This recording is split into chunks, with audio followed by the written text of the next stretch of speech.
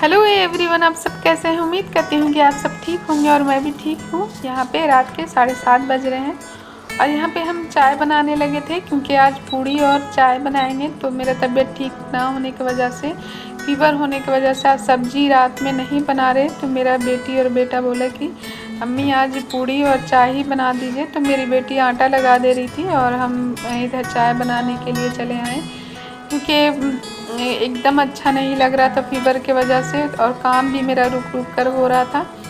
तो इसी वजह से मेरे हस्बैंड फिर बोले कि छोड़ दो, सब्जी और चाय ही पूड़ी बना दो। तो यहाँ पे फिर हम कढ़ाई चढ़ा लिए थे और फिर इधर रोटी पूड़ी बनाने की तैयारी फिर करने लगे थे। तो यहाँ मेरी बेटी आटा लगा दी थी, तो बहुत गीला आटा लगाती है, एकदम बहुत ज़्यादा गीला। तो फिर इसको एक बार और हम अच्छा से आटा देकर सान लिए थे इसको।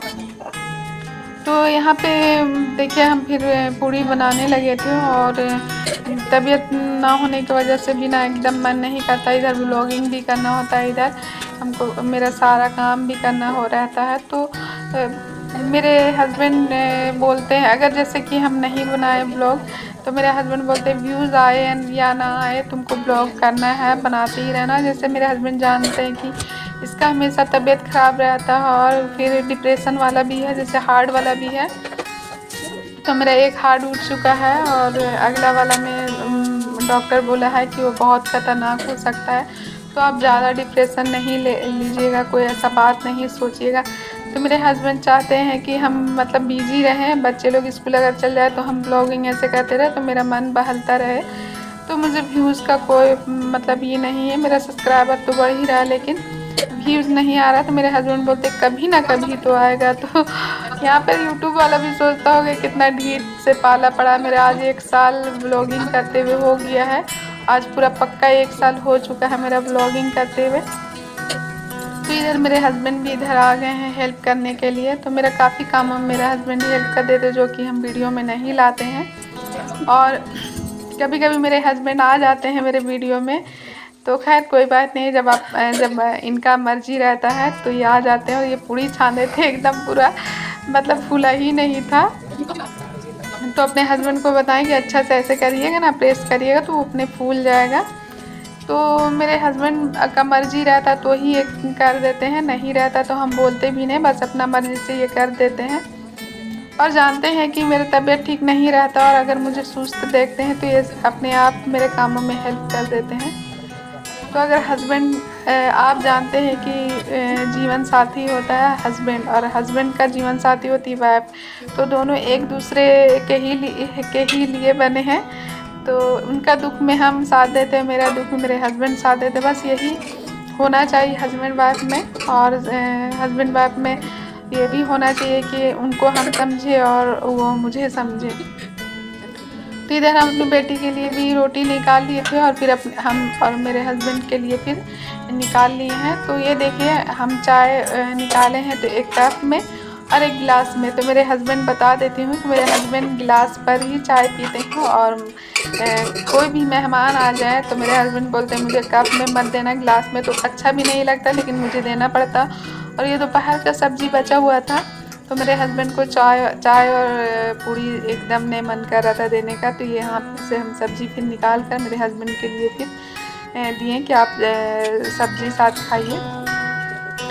तो यहाँ पे बातें करते हुए फिर हम लोग रोटी खाने लगे थे और मेरे हस्बैंड फिर इधर उधर का बात करें तो हॉस्पिटल ही का कुछ कुछ रहता है ना, जैसे कि कोई एक्सीडेंट हुआ, कोई प्रेग्नेंट औरत आई, उनका बच्चा ऐसे हो गया तो ये लेकर जाते हैं तो वो सब स्टोरी बताते क्या जैसे हुआ आज वैसे हुआ। तो हम बहुत इंटरेस्ट से सुनते हैं कि, और अगर ये नहीं बताते तो फिर हम ज़बरदस्ती पूछते हैं कि आज क्या हुआ हॉस्पिटल में।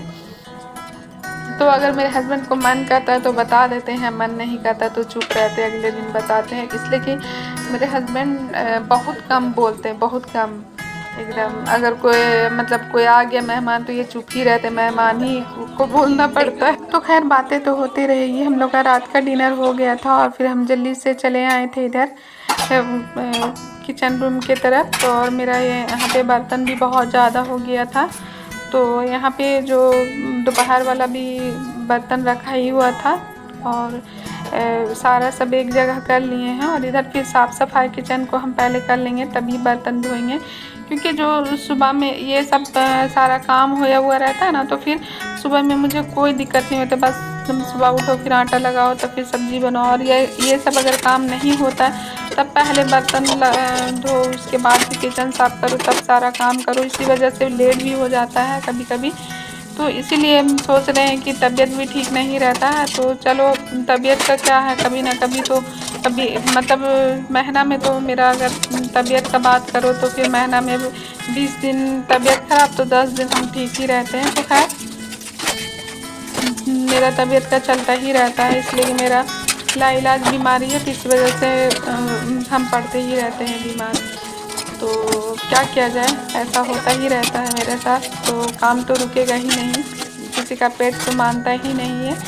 तो सारा काम फिर हो गया था, मेरा बर्तन भी धुल गया था। इधर से मेरी बेटी पूरा, इधर एक रूम बाहर का है तो वहीं पे बर्तन रखते हैं, तो वहीं पे मेरी बेटी सरिया दे रही है। यहाँ पे बर्तन धोने के बाद पूरा दाग सा हो जाता है ना, चित्ती चित्ती सा पूरा छींटा लग के गंदा हो जाता है, तो फिर टाइल्स को भी पूरा साफ़ करना रहता है। ये देखिए मेरा किचन रूम साफ़ हो चुका है और यहाँ पे लाइट बुझा दिए हैं, सारा रूम का लाइट हम बुझा दिए थे और बाहर भी देख लिए थे कि दरवाज़ा खुला है कि बंद, तो बंद था। फिर अपने हस्बैंड से बातें करने लगे थे। अम्मी का भी बहुत ज़्यादा तबीयत ख़राब था, तो वही बोल रहे थे कि अम्मी का तबीयत ख़राब है। तो मेरे हस्बैंड बोले कि ठीक है, अभी दुर्गा पूजा है तो दुर्गा पूजा में पेमेंट मिलेगा तो फिर चली जाना। तो मेरे हस्बैंड को 2 महीना 3 महीना में इस तरह से पेमेंट मिलता, बहुत दिन में मिलता है, तो इसी वजह से थोड़ा दिक्कत हो जाता है। तो खैर कोई बात नहीं। मेरा ब्लॉग आप लोग को अच्छा लगा हो तो लाइक, सब्सक्राइब और एक प्यारा सा कमेंट कर दीजिएगा। तब तक के लिए खुदा हाफिज़।